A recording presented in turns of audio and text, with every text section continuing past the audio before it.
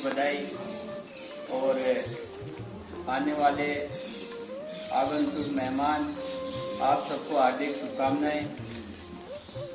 प्रधानाचार्य जी, अध्यक्ष जी, मुख्य अतिथि साहब और विशिष्ट अतिथि जो अपना अमूल्य समय निकाल कर हमारे बीच में आए हैं, विद्यालय परिवार आपका हार्दिक अभिनंदन करता है और आशा करता है कि जब भी जरूरत पड़े आप इसी तरह विद्यालय में हमेशा विद्यालय के लिए तैयार रहेंगे। इन्हीं आशाओं के साथ हम सब आपको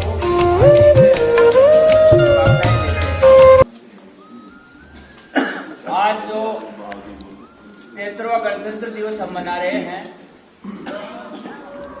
आजादी की लड़ाई 1857 में प्रथम स्वतंत्रता संग्राम चला। 1947 में देश आजाद हुआ। लगभग 90 वर्ष तक ये लड़ाई चली।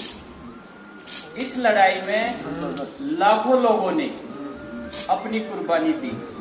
अब इस संसार में सबसे बड़ा दान जो आदमी अपने जीवन का दान दे देता है, उससे बड़ा कोई दान नहीं होता है। उन लोगों ने अपने प्राणों का बलिदान किया क्योंकि देश प्रेम की भावना उनके अंदर थी।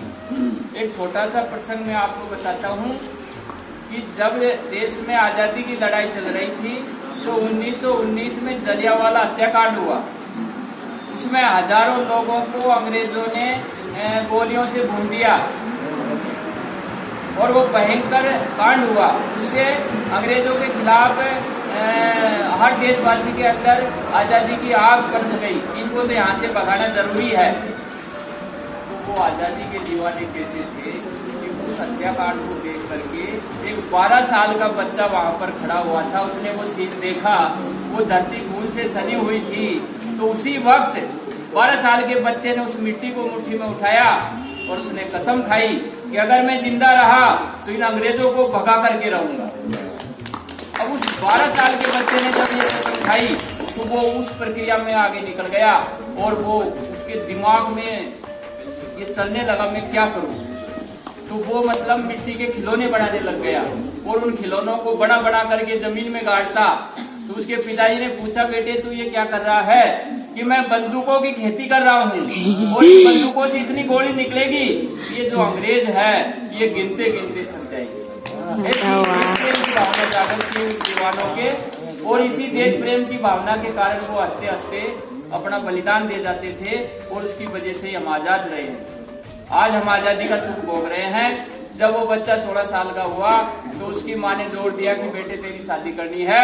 तब उसने कहा कि माँ अगर ये गुलामी रहेगी तो मैं शादी नहीं करूंगा, शादी मैं अगले जन्म में करूंगा। इस जन्म में मैंने शादी कर ली और वो शादी की है मौत से। देश के लिए मैं मौत के मांग की सिंदूर भरूंगा, बस यही मेरा लक्ष्य है।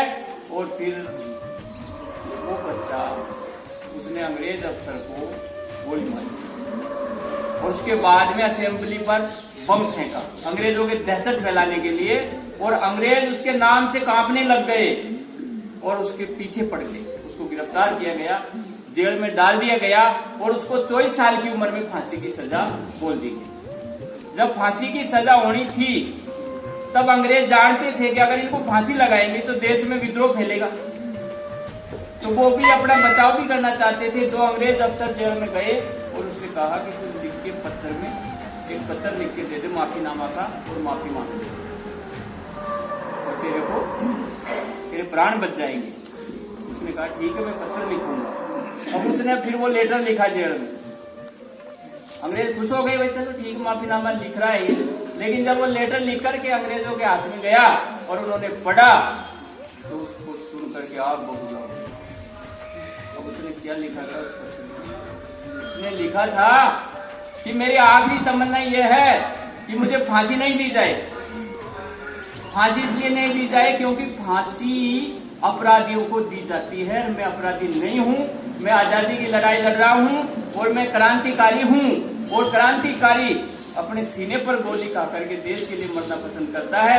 इसलिए मुझे चौराहे पर खड़ा किया जाए और मेरे सीने में गोली लगा दी जाए। और वो था सरदार भगत सिंह।